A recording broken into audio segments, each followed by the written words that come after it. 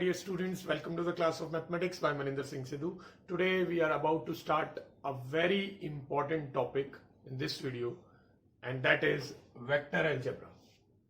Now vector word you have already heard in junior classes like 9th class में physics में vector के बारे में बात की जाती है.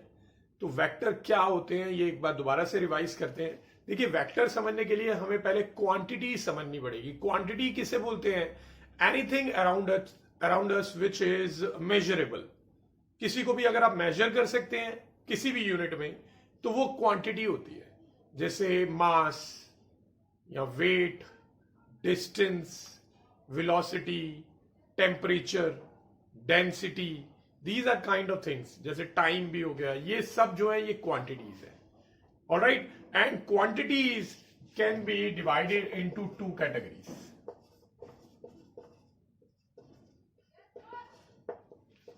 One of the category is vector quantity and the other one is scalar quantity.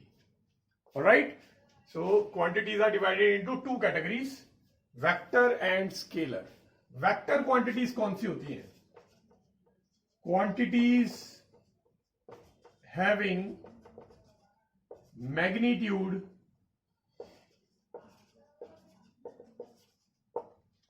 as well as direction.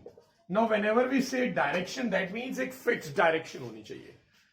तो हम वेक्टर किसको बोलते हैं? ऐसी क्वांटिटीज जिनका मैग्नीट्यूड तो होता है और साथ ही साथ में उनकी एक डायरेक्शन भी होती है, यानी फिक्स डायरेक्शन होती है. मैग्नीट्यूड मींस उनका कुछ मेजर होता है, कुछ वैल्यू होती है, ठीक है, और साथ में डायरेक्शन भी होगी. Scalars are the quantities having magnitude but no direction. No direction यानी नो फिक्स डायरेक्शन. अगर किसी क्वांटिटी की डायरेक्शन बार बार चेंज हो रही है तो दैट मीन्स उसकी फिक्स डायरेक्शन नहीं है, तो वो क्वांटिटी जो है वो स्केलर क्वांटिटी में काउंट होगी. तो दोनों का बेसिक डिफरेंस क्या है? वेक्टर एंड स्केलर क्वांटिटीज दोनों में मैग्नीट्यूड तो होता है, यानी कुछ मेजरेबल क्वांटिटी है ये, बट वेक्टर क्वांटिटी में डायरेक्शन होती है, यानी एक फिक्स डायरेक्शन होती है, वेयर एज स्केलर क्वांटिटी में कोई फिक्स डायरेक्शन नहीं होती. ठीक है, आइए ये सारा मैं आपको और डिटेल में एक्सप्लेन करता हूं. Now here are a few of the quantities I have mentioned. Let us discuss all of them one by one. सबसे पहले आता है डिस्टेंस. Now डिस्टेंस तो आपने कई बार सुना हुआ है, बट डिस्टेंस की डेफिनेशन क्या होती है? Distance is the path covered by a body.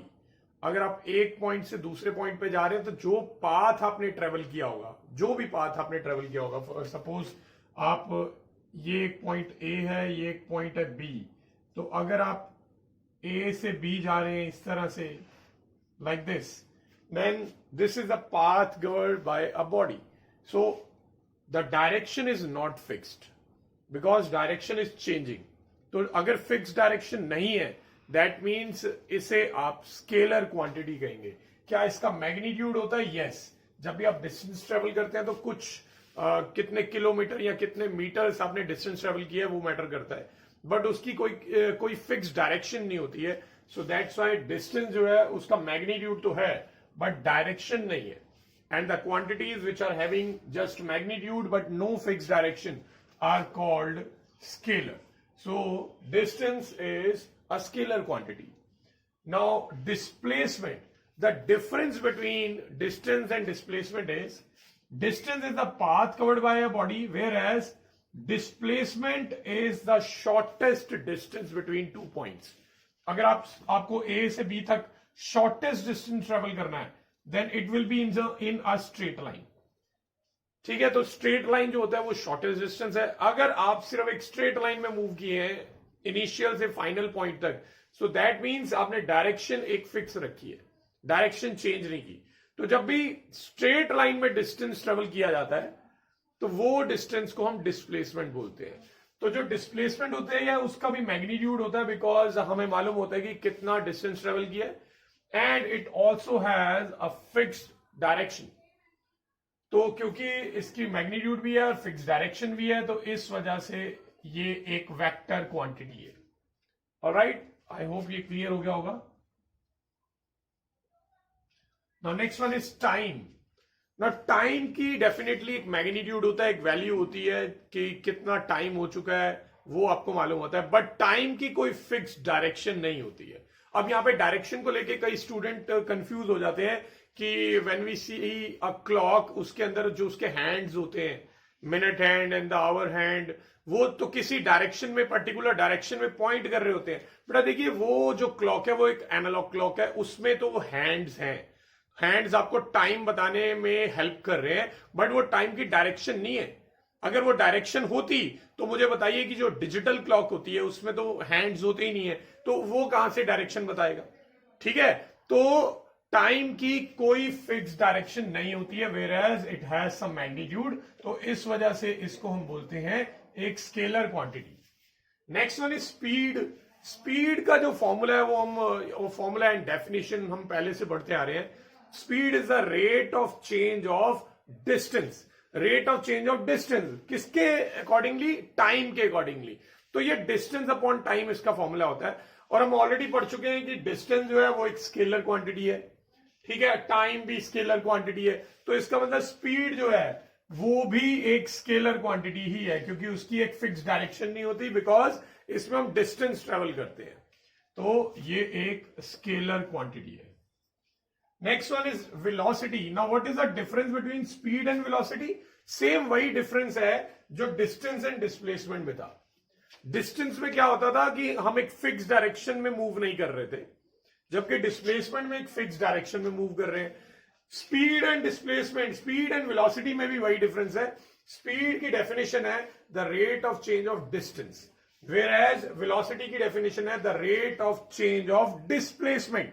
तो it is related to displacement, और डिस्प्लेसमेंट जो होती है उसकी अपनी एक फिक्स्ड डायरेक्शन होती है, तो इसका मैग्नीट्यूड भी है और डायरेक्शन भी है, तो इस वजह से ये है एक वेक्टर क्वांटिटी।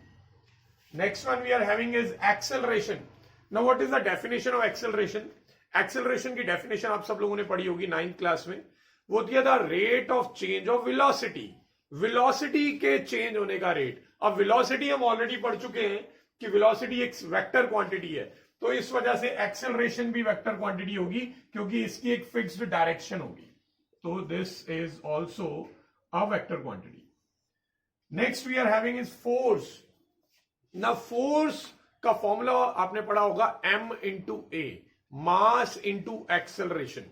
देखिए, जो मास होता है वो अभी हम आगे डिस्कस करेंगे, फिलहाल मैं आपको बता दूं मास एक स्केलर क्वांटिटी होती है, ठीक है, और मास के साथ जो एक्सेलरेशन आ रहा है, एक्सेलरेशन एक वेक्टर क्वांटिटी है, तो वेक्टर क्वांटिटी जब भी स्केलर क्वांटिटी से मल्टीप्लाई होती है तो वो वेक्टर क्वांटिटी ही बनती है। तो फोर्स जो है उसकी एक मैग्नीट्यूड भी है और साथ में डायरेक्शन भी है। और वैसे भी अगर हम जनरली भी बात करें, जब भी हमें किसी जगह पे फोर्स अप्लाई करनी होती है तो force has to be in a particular direction, without direction force apply नहीं कर सकते हम। ऑलराइट, तो फोर्स जो है उसकी एक फिक्स डायरेक्शन होती है, तो इस वजह से ये है एक vector quantity. Next one we are having area. Now area की डेफिनेटली मैग्नीट्यूड होता है, बट एरिया की कोई पर्टिकुलर डायरेक्शन नहीं होती है।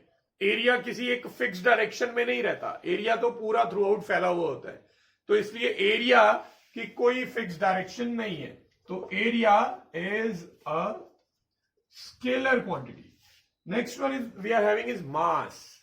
अब यहां पे मैं मास और वेट, क्योंकि इन दोनों में स्टूडेंट जनरली कंफ्यूज हो जाते हैं, इन दोनों को डिस्कस करना चाहता हूं। देखिए, मास और वेट, मास का जो यूनिट है वो केजी होता है, ठीक है, मास का यूनिट केजी होता है। मास की डेफिनेशन होती है the quantity of matter contained in a body, quantity of matter contained in a body. अब क्वांटिटी ऑफ मैटर जो है वो मेजरेबल है, केजीज में होती है वो, तो इसलिए इसका मैग्नीट्यूड तो होता है, बट क्वांटिटी ऑफ मैटर का कभी भी कोई फिक्स डायरेक्शन नहीं होता है कि एक पर्टिकुलर डायरेक्शन में ही ये सारी क्वांटिटी है या फिर थ्रू आउट फैली हुई है, तो ये थ्रू आउट हर तरफ स्प्रेड होती है, तो इस वजह से मास जो है उसकी कोई फिक्स्ड डायरेक्शन नहीं होती, तो ये है एक स्केलर क्वांटिटी। नेक्स्ट आता है वेट। ना वेट की डेफिनेशन है the force exerted by a body on earth. Earth पे कोई बॉडी क्या फोर्स अप्लाई करती है, तो ये एक फोर्स हो गई, ठीक है ना। अब फोर्स हम ऑलरेडी पढ़ चुके हैं, फोर्स जो है उसके मैग्नीट्यूड भी है और डायरेक्शन भी है, तो weight is actually kind of force only, तो इसलिए इसका मैग्नीट्यूड एंड डायरेक्शन दोनों होता है, तो ये एक वेक्टर क्वांटिटी है। बट एक कंफ्यूजन स्टूडेंट्स को रहती है कि वेट जो है वो अगर फोर्स है तो वेट का जो यूनिट है वो हम केजी क्यों लेते हैं, वेरस केजी जो है वो तो मास का यूनिट है, तो वेट का यूनिट केजी क्यों लिया जाता है। जैसे कोई भी पर्सन अपना वेट बताता है कि माय वेट इज 70 केजी, तो दैट मीन्स वो क्या मास बता रहा है? नहीं बेटा, एक्चुअल में क्या होता है, ये जो न्यूटन होता है, फोर्स हमेशा न्यूटन में होती है, आपका वेट भी एक्चुअल में न्यूटन में होता है। और आपने 9th क्लास में पढ़ा होगा कि जो 1 न्यूटन होता है ना, वो 1 केजी मीटर पर सेकेंड स्क्वायर के इक्वल होता है। वाई? बिकॉज फोर्स है ये, और फोर्स का फॉर्मूला होता है m into A, mass into acceleration. Mass KG में है और एक्सेलरेशन मीटर पर सेकेंड स्क्वायर में होती है। तो क्या है, एक्चुअल में जो 70 केजी वेट बताया जाता है कि मेरा वेट 70 केजी है, वो एक्चुअल में ये होता है मेरा वेट 70 केजी मीटर पर सेकेंड स्क्वायर है। बट एक्चुअली जनरली लोगों को ये सब मालूम नहीं होता कि ये एक्चुअल में केजी मीटर पर सेकेंड स्क्वायर है, तो वो जनरल लैंग्वेज में सिर्फ केजीज में ही बोल दिया जाता है। ठीक है, तो ये एक तरह की मिसकंसेप्शन है। एक्चुअल में हमारा वेट केजीज में नहीं होता है, हमारा वेट केजी मीटर पर सेकेंड स्क्वायर में होता है, या फिर कह लीजिए कि न्यूटन में होता है। ऑलराइट, तो आई होप ये सभी को क्लियर हो गया होगा। Now next one we are having work done. अब वर्क डन डेफिनेटली मैग्नीट्यूड होता है, और अगर वर्क डन का आपको फॉर्मूला याद हो तो वो होता है फोर्स इंटू डिस्प्लेसमेंट। तो फोर्स वो एक वेक्टर क्वांटिटी है ही है, तो इसका मतलब इसकी एक फिक्स डायरेक्शन है, तो ये एक वेक्टर क्वांटिटी है। Okay, next quantity volume. ना वॉल्यूम जो होता है उसका भी कुछ वैल्यू होती है, but it doesn't have a fix direction. तो इसका ओनली मैग्नीट्यूड है विद नो डायरेक्शन, तो इसलिए ये एक स्केलर क्वांटिटी है। Next one is temperature. Again temperature की भी कोई वैल्यू होती है, मैग्नीट्यूड होता है, बट टेम्परेचर किसी फिक्स डायरेक्शन में नहीं होता है। टेम्परेचर इज अराउंड अस, ठीक है, तो उसकी कोई फिक्स डायरेक्शन नहीं होती, तो मैग्नीट्यूड है with no direction, that means ये एक स्केलर क्वांटिटी है। Next one is angle. Angle जैसे आप अगर बात करते हैं कि 90 डिग्री का एंगल है, लाइक दिस, ऐसा अगर एंगल है, तो ये 90 डिग्री के एंगल की क्या एक फिक्स डायरेक्शन है? आपको ऐसे तो लग रहा होगा कि ये ऊपर की तरफ ही, बट ये according to this base line है, बेस लाइन के अकॉर्डिंग ये ऊपर की तरफ एंगल 90 है। बट अगर मैं बेस लाइन ऐसे कर दूंगा तो एंगल की डायरेक्शन चेंज हो जाएगी, बेस लाइन ऐसे कर दूंगा तो एंगल की डायरेक्शन चेंज हो जाएगी। तो दैट मीन्स एंगल की भी सिर्फ वैल्यू ही होती है, कोई फिक्स डायरेक्शन नहीं होती है, तो दैट मीन्स ये भी एक स्केलर क्वांटिटी है। नेक्स्ट है प्रेशर। देखिए जो प्रेशर होता है वो किसी फिक्स डायरेक्शन में एक्सर्ट नहीं होता है, वो हर तरफ एक्सर्ट होता है। जब भी प्रेशर एक्सर्ट होता है, जैसे एक गैस है किसी कंटेनर के अंदर, तो जो गैस के मॉलिक्यूल्स वॉल्स को हिट करते हैं उसे हम प्रेशर बोलते हैं। ठीक है, तो जो प्रेशर है वो हर तरफ एक्सर्ट हो रहा होता है, क्योंकि गैस किसी पर्टिकुलर डायरेक्शन में फोर्स अप्लाई नहीं करती है, वो सब तरफ प्रेशर अप्लाई कर रही होती है। तो दैट मीन्स प्रेशर की भी कोई फिक्स डायरेक्शन नहीं है, तो ये है एक स्केलर क्वांटिटी। एनर्जी, एनर्जी का यूनिट आपने पढ़ा होगा, जूल्स होता है।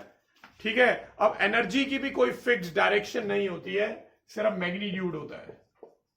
तो ये ज्यादातर जो टर्म्स मैं अभी डिस्कस कर रहा हूं ये साइंस से रिलेटेड टर्म्स है, हालांकि मैथ्स में इतना ज्यादा नहीं पूछा जाएगा, but still you must have some knowledge about that.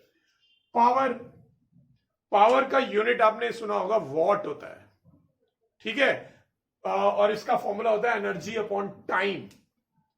ठीक है, तो rate of flow of energy, तो एनर्जी क्योंकि खुद ही एक स्केलर क्वांटिटी है, तो ये भी एक स्केलर क्वांटिटी होगी। पावर की भी कोई फिक्स डायरेक्शन नहीं होती है, so it is a scalar quantity. Next is density. Density का फॉर्मूला अगर आपने पढ़ा हो तो वो होता है मास अपॉन वॉल्यूम। मास हम ऑलरेडी पढ़ चुके हैं कि ये एक स्केलर क्वांटिटी है, एंड वॉल्यूम भी एक स्केलर क्वांटिटी है, तो दैट मीन्स ये भी एक स्केलर क्वांटिटी है without any fix direction. Next is charge. Charge का यूनिट आपने पढ़ा होगा कूलम। ठीक है, चार्ज का यूनिट कूलम होता है, बट चार्ज किसी फिक्स डायरेक्शन में नहीं होती है, तो इसलिए this one is also a scalar quantity. So next is electricity. Now electricity is actually flow of charge. जब चार्ज फ्लो करती है तो उसको हम इलेक्ट्रिसिटी बोलते हैं। अब फ्लो तो एक पर्टिकुलर डायरेक्शन में ही होगा, ठीक है। दैट मीन्स जो इलेक्ट्रिसिटी है उसकी एक डायरेक्शन होती है, बट क्या वो डायरेक्शन फिक्स रहती है? No, the answer is no. Because अगर एक वायर में से करंट पास हो रहा है और वो वायर आगे दो पार्ट्स में डिवाइड हो गई, तो करंट अपनी डायरेक्शन चेंज कर लेगा, दोनों तरफ चला जाएगा या मे बी किसी एक तरफ जाएगा। वो डिपेंड करता है कि आगे जो है वो सर्किट कंप्लीट है या नहीं, ठीक है। तो बट डायरेक्शन डेफिनेटली चेंज कर लेता है। तो इलेक्ट्रिसिटी में मैग्नीट्यूड होता है बट कोई फिक्स डायरेक्शन नहीं होती है। सो दैट्स व्हाई ये एक स्केलर क्वांटिटी है। Next we are having wavelength. Now length is actually unit of distance. Basically distance को ही हम लेंथ बोलते हैं। तो अब जो डिस्टेंस होता है उसकी कोई फिक्स डायरेक्शन नहीं होती है, तो इस वजह से ये भी एक स्केलर क्वांटिटी है। Next is frequency. फ्रीक्वेंसी का यूनिट आपने पढ़ा होगा हर्ट्ज होता है, और फ्रीक्वेंसी 1/टाइम पीरियड भी होती है, यानी टाइम से रिलेटेड है। और टाइम हम ऑलरेडी पढ़ चुके हैं कि टाइम जो है वो एक स्केलर क्वांटिटी है। तो स्केलर क्वांटिटी का अगर हम रेसिप्रोकल भी कर देंगे तब भी वो स्केलर क्वांटिटी रहेगा। दैट मीन्स फ्रीक्वेंसी की भी कोई फिक्स डायरेक्शन नहीं होती। Last one is refractive index. Refractive index अगर आपको याद हो तो आपने 10th क्लास में लाइट चैप्टर में पढ़ा होगा। It is the ratio of sine i upon sine are.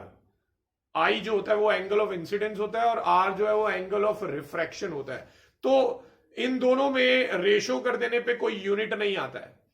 तो रिफ्रैक्टिव इंडेक्स का कोई यूनिट नहीं होता है, इसकी कोई डायरेक्शन नहीं होती है। ये सिर्फ आपको आइडिया देती है कि कोई भी एक मीडियम जिसमें से लाइट पास हो रही है वो डेंसर है या रेयरर है, मतलब ज्यादा डेंस है या नहीं। ऑलराइट, तो रिफ्रैक्टिव इंडेक्स की भी कोई फिक्स डायरेक्शन नहीं होती। ये है एक स्केलर क्वांटिटी। आई होप आपको ये सब अच्छे से समझ आ गया होगा, scalar quantity and vector quantities का डिफरेंस। ये जो ज्यादा साइंस से रिलेटेड टर्म्स हैं वो इतनी ज्यादा यूज नहीं होंगी मैथ्स में, तो सिर्फ आपको आपकी नॉलेज एनहेंस करने के लिए मैंने बताया। तो चलिए अब हम एक्सरसाइज 10.1 के क्वेश्चन स्टार्ट करते हैं। Okay, the question is represent graphically a displacement of 40 kilometre 30 degree east of north. तो ये डिस्टेंस के साथ साथ एक फिक्स डायरेक्शन भी दी हुई है। दैट मीन्स ये डिस्प्लेसमेंट की बात हो रही है। तो अब इसे ग्राफिकली अगर प्लॉट करना है तो सबसे पहले हमें डायरेक्शन समझनी पड़ेगी। वी ऑल नो दैट कि ये जो डायरेक्शंस हैं इसमें ये अगर ईस्ट है तो ये वाली वेस्ट हो जाएगी, ये अगर नॉर्थ है तो ये साउथ हो जाएगी। तो दीज आर द डायरेक्शंस, ठीक है। अब ये सारे डायरेक्शन जो है ये आपस में 90 डिग्री के एंगल्स पे, ऑलराइट। अब जो इन दोनों नॉर्थ एंड ईस्ट के बिल्कुल बीच में से जाएगी 45 डिग्री पे, यहां से भी 45, यहां से भी 45, उसको हम बोलते हैं नॉर्थ ईस्ट डायरेक्शन।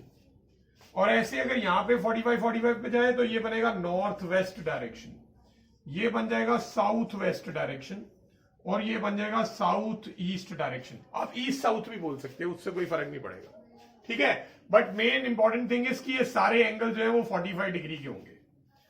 बट यहां पे एंगल 45 डिग्री का नहीं दे रखा, उन्होंने बोला है 30 डिग्री ईस्ट ऑफ नॉर्थ, यानी नॉर्थ से ईस्टर्न डायरेक्शन की तरफ 30 डिग्री जाना है, नॉट 45 डिग्री, ठीक है। तो ये हम कैसे प्लॉट करेंगे, पहले तो मैं डायरेक्शन दिखा देता हूं। ये है नॉर्थ, ये है साउथ, ये है ईस्ट, ये है west. they want us to draw a displacement of 40 kilometre 30 degree east of north. East of north, north की ईस्टर्न डायरेक्शन में 30 डिग्री। तो नॉर्थ की ईस्टर्न डायरेक्शन जो है राइट में, इस तरफ 30 डिग्री का एंगल बनाना है नॉर्थ के साथ, नॉट विद ईस्ट। तो यहां पे इस तरह से बनेगा, ये होगा एंगल 30 डिग्री। और ये जो डिस्प्लेसमेंट आप जहां से यहां तक बनाएंगे वो वहां पे आप लिख देना कि ये 40 किलोमीटर है। Now this is 40 kilometre 30 degree east of north. और अगर इसी क्वेश्चन में नॉर्थ ऑफ ईस्ट बोला होता, अगर नॉर्थ ऑफ ईस्ट बोलते, सो दैट वुड हैव मेंट कि आपको नॉर्थ ऑफ ईस्ट यानी ईस्ट की नॉर्दर्न डायरेक्शन में, ईस्ट की नॉर्दर्न डायरेक्शन में जाना है 30 डिग्री, तो वो इस तरह से होता, तो ये एंगल 30 हो जाता। ईस्ट के अकॉर्डिंग 30 डिग्री वहां से मेजर करना हम स्टार्ट करते हैं, तो ये क्वेश्चन ये इस तरह से बन जाता। ऑलराइट, तो इसी तरह आप चेंज कर सकते हो, जैसे साउथ ऑफ वेस्ट भी आ सकता है। तो साउथ ऑफ वेस्ट, वेस्ट की साउथ डायरेक्शन में 30 डिग्री, तो यहां पे 30 डिग्री का एंगल बन जाएगा। अगर वेस्ट ऑफ साउथ बोले तो साउथ से वेस्ट की तरफ जाना होगा 30 डिग्री। ऑलराइट, तो ये इसका सोल्यूशन है। ये हमने डिस्प्लेसमेंट ड्रॉ करके दिखा दी है, which is 40 kilometre 30 degree east of north. चलिए अब हम नेक्स्ट क्वेश्चन करते हैं। तो इस क्वेश्चन में हमें इन सभी क्वांटिटीज को क्लासिफाई करना है, स्केलर और वेक्टर। तो इस पे बेस्ड हम काफी अच्छे डिस्कशन ऑलरेडी कर चुके हैं। Time period we all know that इसकी कोई फिक्स डायरेक्शन नहीं होती है, जस्ट मैग्नीट्यूड होता है, तो ये एक स्केलर क्वांटिटी है। डिस्टेंस की भी कोई फिक्स डायरेक्शन नहीं होती है, because it is just the path covered by a body, तो ये भी एक स्केलर क्वांटिटी है। फोर्स मैंने बताया था, फोर्स एक फिक्स डायरेक्शन में ही अप्लाई की जाती है, विदाउट डायरेक्शन कभी फोर्स नहीं होती। मोर ओवर इसका फॉर्मूला होता है मास इंटू एक्सेलरेशन, जिसमें एक्सेलरेशन एक वेक्टर क्वांटिटी थी, सो इस वजह से ये भी एक वेक्टर क्वांटिटी है। नेक्स्ट है velocity. Velocity is rate of change of displacement, और जो डिस्प्लेसमेंट है उसकी अपनी एक फिक्स्ड डायरेक्शन होती है, तो इस वजह से जो वेलोसिटी है उसकी भी एक फिक्स डायरेक्शन होगी, तो ये एक वेक्टर क्वांटिटी है। नेक्स्ट है वर्क डन। वर्क डन का फॉर्मूला होता है फोर्स इंटू डिस्प्लेसमेंट, जो कि दोनों ही वेक्टर क्वांटिटी है, तो ये भी एक वेक्टर क्वांटिटी है। अब यहां पे तो हमें टर्म्स के नेम बता रखे थे डायरेक्ट, अब ये जो पार्ट्स है इनमें टर्म्स के नेम नहीं बताए, हमें उनके यूनिट को देख के पहचानना पड़ेगा कि ये कौन सी क्वांटिटी है। यहां पे दिया 10 kg। अब ये kg जो होता है ये मास का होता है या वेट का होता है? मैंने आपको बहुत अच्छे से क्लियर कर दिया था कि मास का kg होता है जबकि वेट का न्यूटन होता है, बट हम वैसे ही जनरल लैंग्वेज में kg में वेट बोल देते हैं, जबकि वो kg मीटर पर सेकंड स्क्वायर होता है। ऑलराइट, तो kg क्योंकि एक मास की क्वांटिटी है, तो मास जो है वो एक स्केलर क्वांटिटी है। Next 2 metres. 2 मीटर्स यानी ये डिस्टेंस की बात हो रही है, बट साथ ही साथ आपको डायरेक्शन भी दे दी, नॉर्थ वेस्ट। अब नॉर्थ वेस्ट डायरेक्शन जो होती है वो एक फिक्स डायरेक्शन होती है, ये नॉर्थ होता है और इस तरफ को वेस्ट होता है, ये नॉर्थ और ये वेस्ट, तो इनके बिल्कुल बीच में 45 डिग्री पे बनता है नॉर्थ वेस्ट, तो ये एक फिक्स्ड डायरेक्शन है, डायरेक्शन चेंज नहीं हो रही है। तो इसका मतलब ये डिस्प्लेसमेंट है, डिस्टेंस के साथ अगर डायरेक्शन भी आ जाए तो डिस्प्लेसमेंट होती है, और डिस्प्लेसमेंट जो है वो एक वेक्टर क्वांटिटी है। नेक्स्ट है 40 डिग्री। अब ये डिग्री जो है ये देखने में एंगल लग रहा है कि टेम्परेचर लग रहा है? देखिए बेटा, अगर ये टेम्परेचर होता तो साथ में कुछ सेल्सियस लिखा होता या फ़ारेनहाइट लिखा होता, तो फिलहाल ये डिग्री जो है ये हम एंगल ही मान के चलेंगे, ठीक है, तो ये एंगल है। अब एंगल के बारे में भी हमने डिस्कस किया था, उसकी वैल्यू तो होती है बट कोई फिक्स डायरेक्शन नहीं होती, क्योंकि एंगल हमेशा डिपेंड करता है बेस पे, क्योंकि बेस अगर फिक्स हो तब तो एंगल की डायरेक्शन फिक्स हो जाएगी, बट बेस कभी फिक्स नहीं होता, बेस तो किसी भी डायरेक्शन में हो सकता है, तो इस वजह से एंगल की कोई फिक्स डायरेक्शन नहीं है, तो ये है एक स्केलर क्वांटिटी।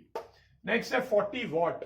अब ये जो वॉट होता है, what is the unit of power, और पावर की कोई फिक्स डायरेक्शन नहीं होती, it is just flow of energy, और एनर्जी फ्लो सभी डायरेक्शन में होती है जनरली। जैसे एक कोई भी CFL होती है तो उसकी एक पावर मेजर दे रखा होता है, जैसे 10 वॉट या फिर 20 वॉट, तो दैट मीन्स 20 वॉट का मतलब होता है कि वो 20 जूल्स पर सेकेंड एमिट करेगी एनर्जी, तो वो एमिट जो है किसी पर्टिकुलर डायरेक्शन में नहीं होती है, वो सब तरफ डायरेक्ट की जाती है। हाँ, आप आगे रिफ्लेक्टर्स लगा के एक पर्टिकुलर डायरेक्शन में एमिट करवा सकते हो, बट अगेन सोर्स में से तो वो सभी डायरेक्शन में ही निकलेगी ना, तो एक फिक्स डायरेक्शन में नहीं निकल सकती। आप रिफ्लेक्टर से आगे रिफ्लेक्ट कर सकते हो एक पर्टिकुलर डायरेक्शन में, तो इसकी पावर की कोई अपनी फिक्स डायरेक्शन नहीं होती है, तो ये है एक स्केलर क्वांटिटी।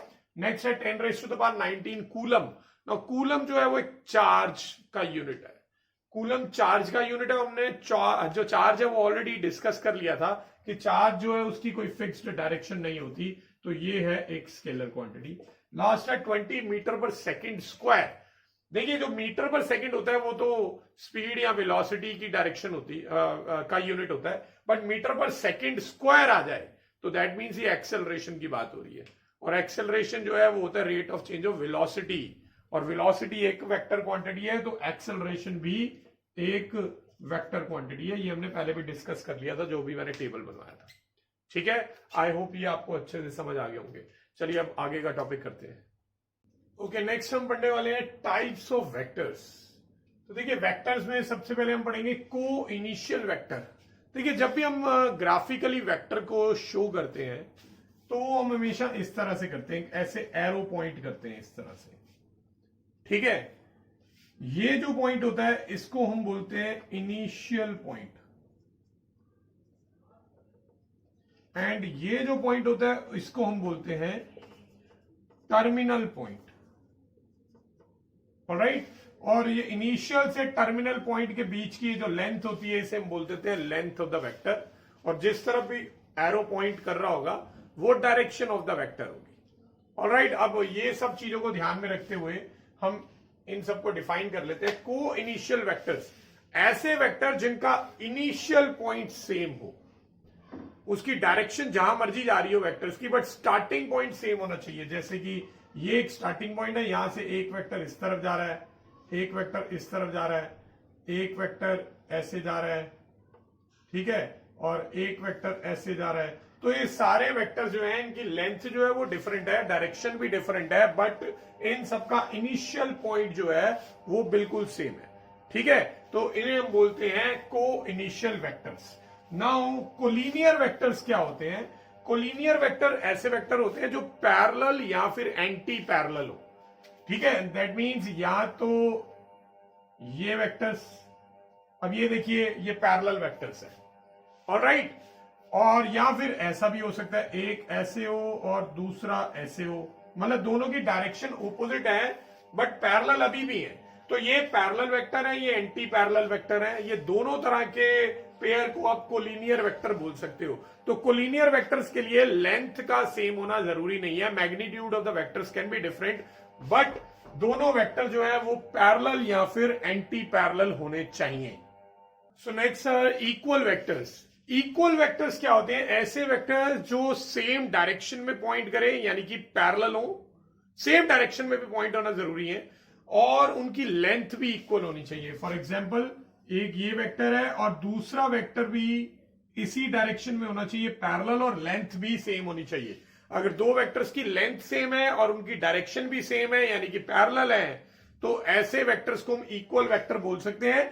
बट अगर वो एंटी पैरेलल है इस तरह से और उनकी लेंथ इक्वल भी कर दी जाए, तब भी वो दोनों इक्वल वेक्टर्स में काउंट नहीं होंगे। उन्हें नेगेटिव ऑफ वेक्टर बोल सकते हैं, एक दूसरे के नेगेटिव जरूर होंगे, alright. Now next one is point vector या जीरो वेक्टर या नल वेक्टर। तो जैसा कि इनके नेम से ही पता चल रहा है, एक पॉइंट वेक्टर यानी कि ऐसा वेक्टर जिसका इनिशियल पॉइंट और टर्मिनल पॉइंट बिल्कुल सेम हो जाए। इनिशियल पॉइंट भी वही है, टर्मिनल पॉइंट भी वही है, यानी जहां से स्टार्ट हुआ वहीं पे ही वो स्टॉप हो गया। ऐसे वेक्टर को हम बोलते हैं नल वेक्टर या जीरो वेक्टर या पॉइंट वेक्टर, ऑलराइट। तो ये मैंने आपको टाइप्स ऑफ वेक्टर के बारे में बताया, ये मेन टाइप्स है वेक्टर्स की। अब इन पे बेस्ड क्वेश्चन करते हैं। Now in this question, in given figure which is a square, identify the following vectors. यहां पे आप देख सकते हैं there are 4 vectors A B C D, right. Now we have to identify coinitial vectors. Coinitial vector वो होते हैं जिनका स्टार्टिंग पॉइंट सेम होता है, इनिशियल पॉइंट सेम होता है। तो कौन से दो वेक्टर है जिनका इनिशियल पॉइंट सेम है? ये है vector A and vector D, क्योंकि दोनों का इनिशियल पॉइंट ये है, राइट। इसके इस पेयर के अलावा और कोई भी पेयर जो है वो को इनिशियल वेक्टर्स का नहीं है। तो इसका आंसर आ जाएगा vector A and vector D, alright. Next one is equal vectors. Now equal vectors की डिफाइन ये होती है, ऐसे vector which are equal in length and also point in same direction, यानी पैरेलल होने चाहिए। अब देखिए वैसे तो ए और सी इन दोनों की लेंथ इक्वल है, क्योंकि स्क्वायर की सारी साइड इक्वल होती है, बट ए और सी वेक्टर जो है ये पैरेलल नहीं है, ये एंटी पैरेलल है, राइट। ए जो है इस डायरेक्शन में जबकि सी इस डायरेक्शन में है। तो इक्वल वेक्टर होने के लिए लेंथ तो सेम होनी चाहिए, उसके अलावा डायरेक्शन भी सेम होनी चाहिए। तो वेक्टर ए और वेक्टर सी जो है इनकी लेंथ तो सेम है बट डायरेक्शन ऑपोजिट है, इसलिए ये दोनों इक्वल वेक्टर नहीं है। अब अगर हम बात करें बी और डी वेक्टर की, तो वेक्टर बी एंड डी ये भी ऑपोजिट साइड ऑफ स्क्वायर है, जो कि इक्वल ही होंगे, and they both are pointing in same direction. So that means vector B and vector D are the pair of equal vectors. Next है collinear but not equal. या आपसे पूछा collinear हो, कोलिनियर हम किनको बोलते हैं? जो पैरेलल या एंटी पैरेलल हो, ठीक है। और लेंथ का इक्वल होना जरूरी नहीं होता है कोलिनियर में, बट यहां पे इन्होंने बोला है कोलिनियर तो हो बट इक्वल ना हो। अब इक्वल वेक्टर के लिए तो लेंथ भी इक्वल होनी चाहिए और डायरेक्शन भी इक्वल होनी चाहिए, ठीक है ना। तो यहां पे बी और डी जो है ये दोनों तो इक्वल वेक्टर हो गए। यहां पे उन्होंने बोला है कि नॉट इक्वल, तो बी और डी तो नहीं लेंगे। अब ए और सी जो वेक्टर है, ए और सी वेक्टर एक दूसरे के इक्वल हैं, मतलब equal in the length, length part में दोनों इक्वल है, बट डायरेक्शन जो है दोनों की ऑपोजिट है। डायरेक्शन ऑपोजिट यानी ये दोनों एंटी पैरेलल है।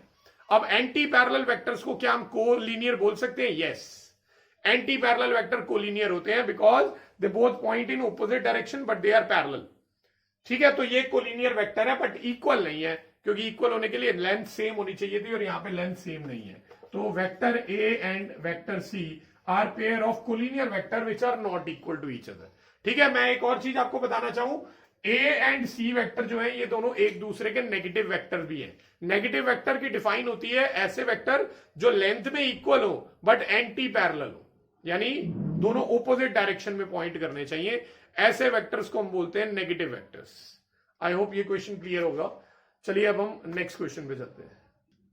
Okay, in this question we have to answer the following as true and false. तो ये स्टेटमेंट देखते हैं ट्रू है या फॉल्स है।